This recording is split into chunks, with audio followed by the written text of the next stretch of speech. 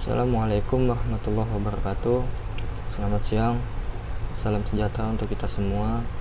Perkenalkan, nama saya Rajik Burhanuddin dengan NIM 1811499039. Di sini saya ingin sedikit mengulas atau menjelaskan tentang normalisasi data. Yang pertama akan saya bahas itu tahapan normalisasi. Tahapan normalisasi dimulai dari tahap paling ringan 1NF hingga paling ketat yaitu 5NF. Biasanya hanya sampai pada tingkat 3NF atau BCNF karena sudah cukup memadai untuk menghasilkan tabel-tabel yang berkualitas baik.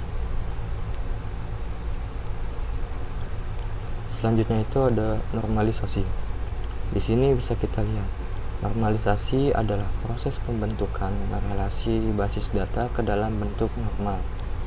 Bentuk normal adalah aturan-aturan yang harus dipenuhi oleh relasi-relasi dalam basis data. Itu merupakan normalisasi. Yang selanjutnya itu ada tujuan normalisasi. Di sini ada 3 tujuan normalisasi. Yang pertama untuk menghilangkan kerangkapan data, yang kedua untuk mengurangi kompleksitas, dan yang ketiga untuk mempermudah pemodifikasian data. Ini merupakan 3 tujuan normalisasi. Nah, selanjutnya itu ada proses normalisasi. Proses normalisasi yang pertama itu data diuraikan dalam bentuk tabel. Selanjutnya bisa dianalisis berdasarkan persyaratan tertentu ke beberapa tingkat. Yang kedua, apabila tabel yang diuji belum memenuhi persyaratan tertentu, maka tabel tersebut perlu dipecah menjadi beberapa tabel yang lebih sederhana sampai memenuhi bentuk yang optimal.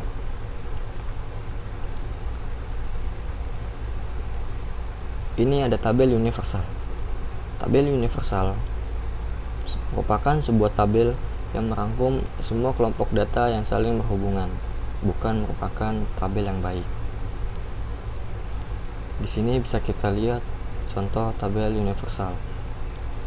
Ada nama mahasiswa, kode, nama dosen, alamat, dan sebagainya. Nah, di sini ada bentuk-bentuk normal. Yang pertama itu ada bentuk normal yaitu 1NF, yang kedua ada 2NF, yang ketiga ada 3NF, keempat ada BCNF, Boys Code Normal Form, yang kelima ada 4NF, dan yang keenam itu ada 5NF. Ini merupakan bentuk-bentuk normal, namun biasanya hanya kita pakai sampai ke 4 saja. Yang 5 sampai 6 jarang dipakai. Nah, ini ada penjelasan tentang bentuk normal tahap pertama 1NF. Bentuk normal 1NF terpenuhi jika sebuah tabel tidak memiliki atribut bernilai banyak, tidak memiliki atribut bernilai banyak, atau multi-valued atribut komposit, atau kombinasinya dalam domain data yang sama. Setiap atribut dalam tabel tersebut harus bernilai atomik atau tidak dapat dibagi-bagi lagi. Nah, jadi kalau kita simpulkan 1NF itu merupakan tabel yang tidak memiliki atribut banyak secara singkatnya.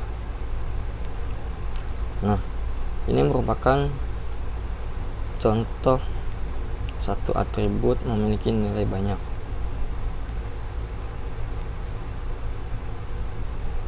Bisa kita lihat ada 2 tabel nih. Yang pertama itu ada data mahasiswa. Di sini nama Heru Susanto. Hobinya sepak bola, membaca komik, dan berenang.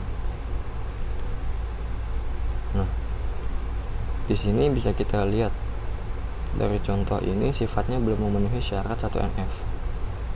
Karena apa? Karena masih adanya satu atribut yang bernilai banyak.